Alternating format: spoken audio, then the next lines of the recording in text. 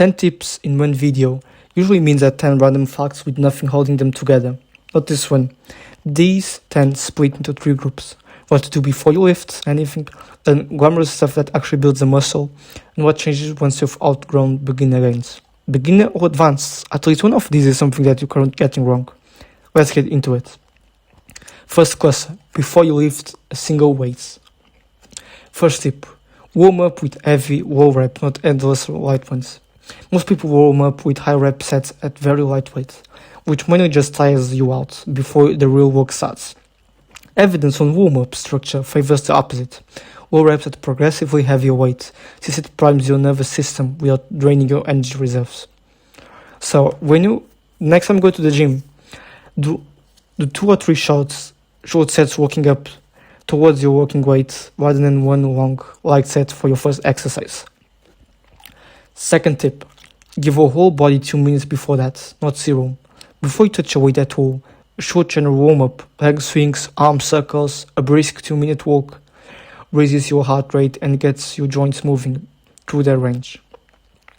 Skipping it entirely is one of the most common and most avoidable causes of avoidable nagging injuries.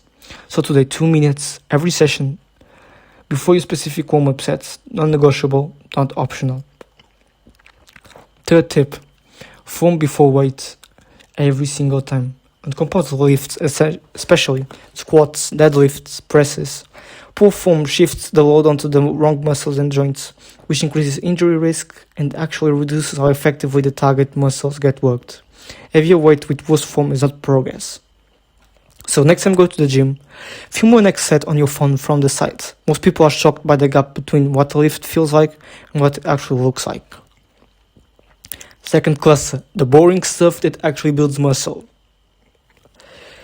Fourth tip, track every session properly. Without a written record, you're guessing whether you're actually progressing. A simple notes app or training log, tracking weight, reps and sets turns vague impressions into an actual trend you can act on.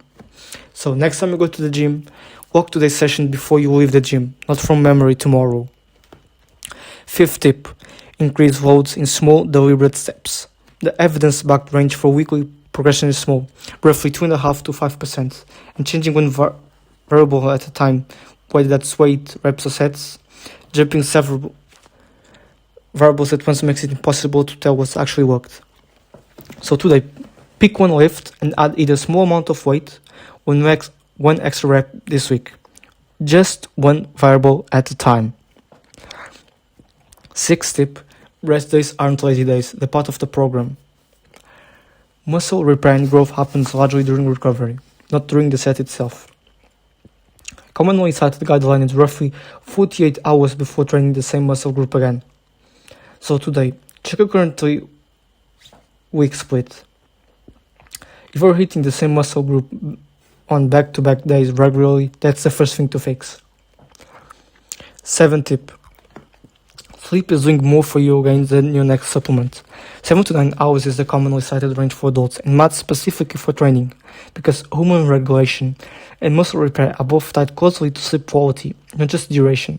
So today, pick one small change, no phone in bed, a slightly early alarm for lights out, and try it for a week before touching anything else on that list. 8. Fuel properly around the session itself. Training on an empty stomach or feeling badly afterwards undermines the previous 7 tips. A meal with carbohydrate and protein before training and a protein-rich meal or snack afterwards supports both performance and repair. So, start planning tomorrow's and next session's pre and post-workout training foods, rather than deciding in the moment when you're already hungry and rushed. Cluster 3. What changes once you've outgrown beginner gains? 9th tip.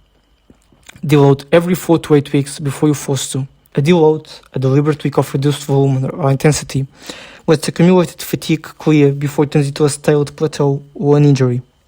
Advanced lifters specifically benefit from planning these in advance, rather than waiting until performance has already started declining. So if you've been training hard for 6 or more weeks without a break in intensity, schedule a deload week now, not once you're already flat. 10th and last step. Once the basics are solid, rotate to stimulus, not just your weight. For lifters who've plateaued in the same rep range for months, shifting into a different rep range or occasionally using techniques like drop sets or rest pause sets gives your muscle genuinely new stimulus rather than the same one at marginally heavier weight.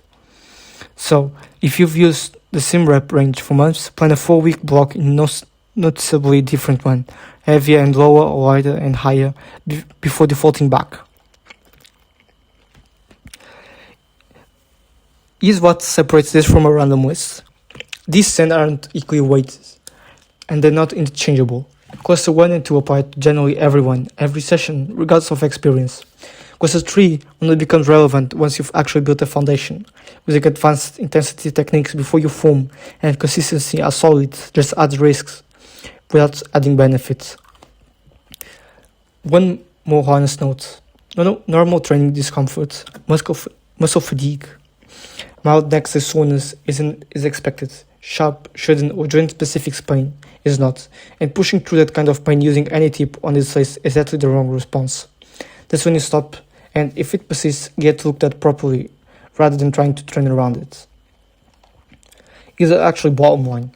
Nobody plateaus because they didn't know a clever trick. They plateau because they skipped one of the boring 8 while chasing the exciting last 2.